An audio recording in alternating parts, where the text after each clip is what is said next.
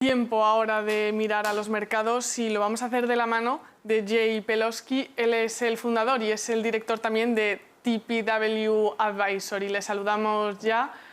Hi Jay, how are you? Hi Carlota, nice to speak with you again. Thank you for joining Negocios again. I'm glad that you are joining us again. First of all, I would like to start for an overview, an overall overview of the market. Sure. Well, I think the thing to really pay attention to, particularly in global equities, is the breadth of strength in the markets. And so, for example, with the S&P 500 here in the US, the vast majority of stocks are well above their 200-day moving average, so technically quite strong. And then when you look at the global equity market, the vast majority of countries are well above their 200-day moving average. So I think we have a situation where global equities are in quite good shape technically. They're in good shape in terms of earnings. If you look at US earnings so far for Q1, very, very strong, running about 65% above year-ago levels, which is about 30% better than forecast.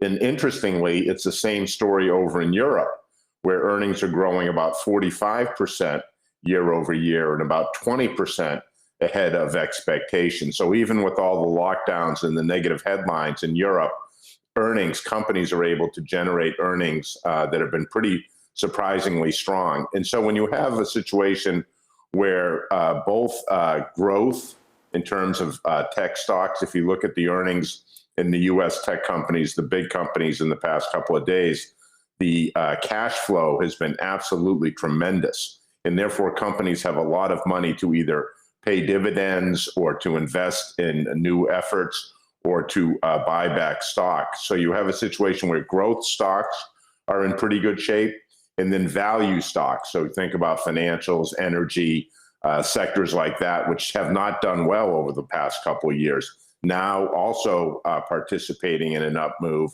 And I think we're about to see the next leg up in the reflation trade as Europe gets its vaccination situation under control, and as the emerging markets, countries like Brazil, India, et cetera, which have been hit very hard by COVID, start to get that situation under control.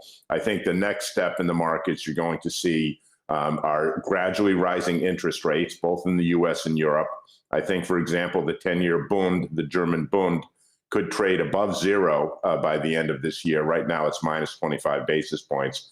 And that should give the value trade or the value rotation, financials, energy, et cetera, another leg up. So equities, I continue to like. Commodities, I like. Underweight government bonds. I think we're in the beginning of a bear market in the bond market, at least here in the United States. You mentioned big tech, equities. We are also facing the end of the quarter. Is it time to rotate portfolios?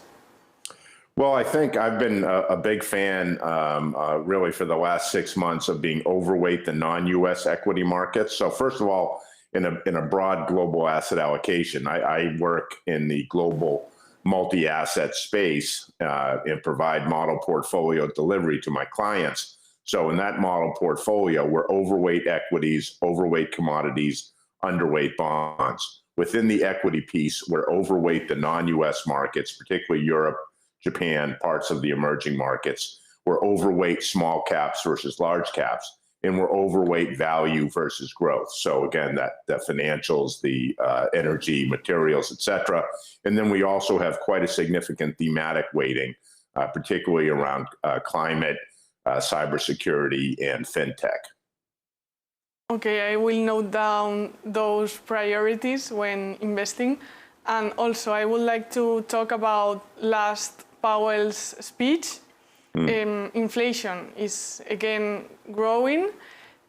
I felt he was not worried about that. What do you think about that? What's going to happen in the market in the short term? No, I think you've got the right read there, Carlota. I think Jay Powell yesterday was quite dovish as the read of his speech, his press conference.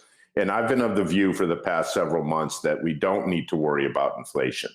that that's a false worry, and that investors should not really pay attention to the whole inflation debate and just invest on the focus of global economic boom and great rotation trade, which we've just talked about.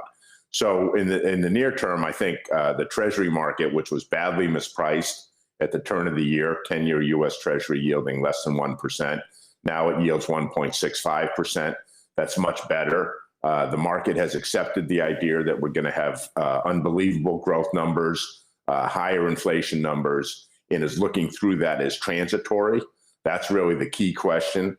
Is inflation, higher inflation numbers these next couple months, purely transitory and mechanical because they reflect the fact that a year ago when COVID struck, inflation numbers fell and went negative.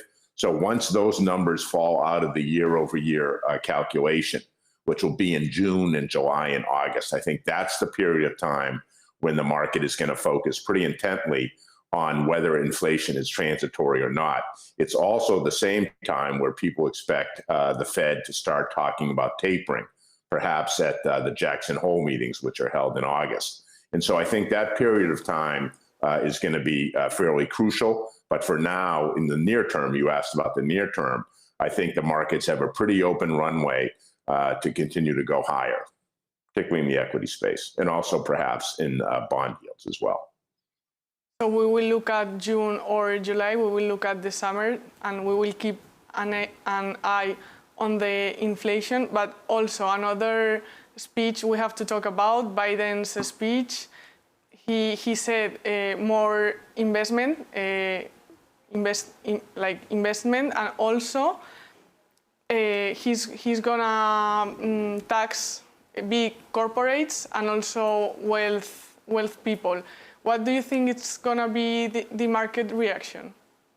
No, I think this is very important, Carlota, and I know we've spoken with your audience before about this when you've had me on previously. I believe, and it continues the evidence continues to support that the U.S. is undergoing a dramatic and significant shift politically from 40 years back to Ronald Reagan, where the view was government is bad, we should shrink government, and use trickle-down economics, cut taxes for the wealthy and corporates, and the benefits will trickle down to the broader population.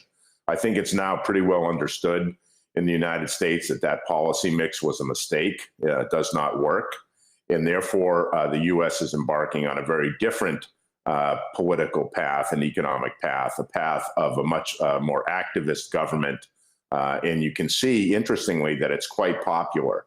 As you mentioned, the Biden administration in its first 100 days has presented three major programs. The first being the rescue plan for roughly $1.9 trillion, which has been passed, funded primarily by debt.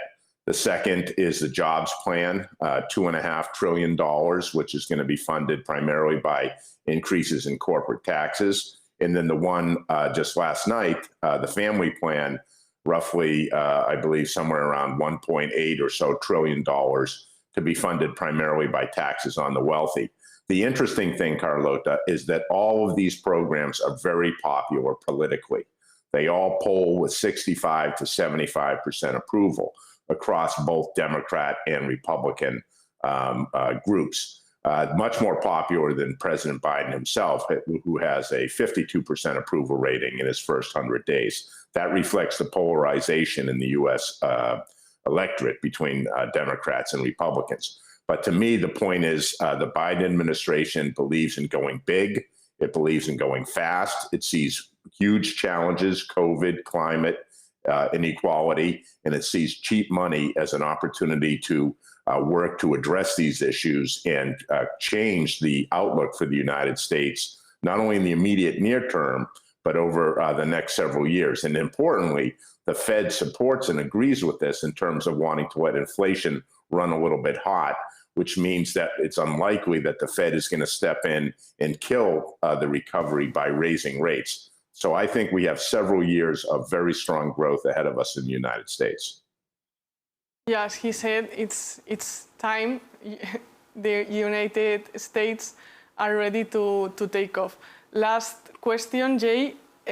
can you give us advice on investment either on industries or maybe companies?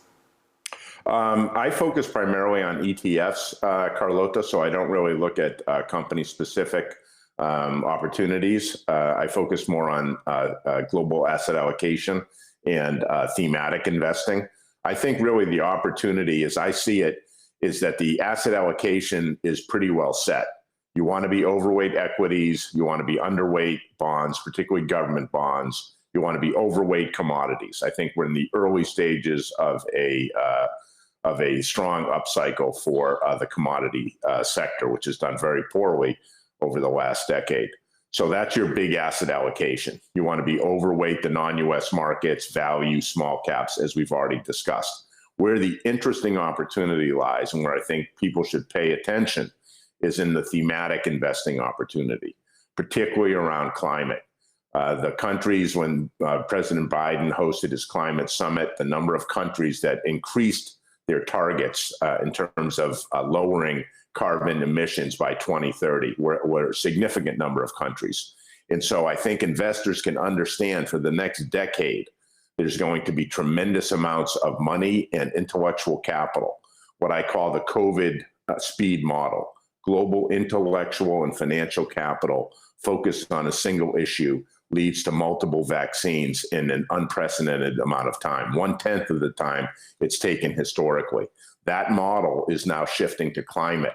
It's shifting to cybersecurity, it's shifting to the melding of traditional banking, fintech, and crypto. I think those three areas, thematic investing, looking particularly in the United States where it's likely that capital gains taxes are going to be hiked, you want to be able to invest in themes that are going to play out over a period of years so you're not trading in and out and generating capital gains taxes while you're doing it. So to me, investors really should be focusing on these themes as where one can generate better returns than simply investing in an index. So the asset allocation is set. Where I'm spending my time is in the thematic space, trying to really make sure the portfolio has a good percentage of its assets in these various themes. And so to give an example, in the model portfolio delivery service that I offer clients, we have about 23% of that portfolio in 9 different themes expressed through ETFs. I think investors are also really interested in thematic investment. We will look at it, especially those proposals that look at sustainability. Jay Pelosky, fundador y director de TPW Advisory, thanks for joining Negocios again. Thank you, Carlota. Look forward to being with you again soon. Take care. Thank you. Have a good day.